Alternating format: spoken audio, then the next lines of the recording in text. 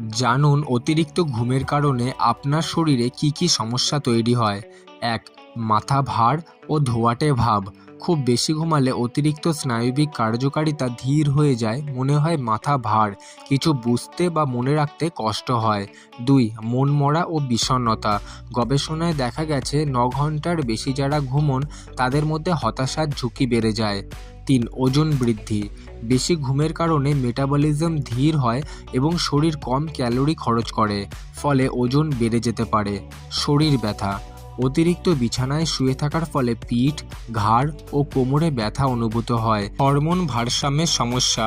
দীর্ঘ সময় ঘুমোলে শরীরের ঘড়ি অর্থাৎ বায়োলজিক্যাল ক্লক বিঘ্নিত হয়, যার ফলে হরমোন নিঃসরণে সমস্যা হতে পারে।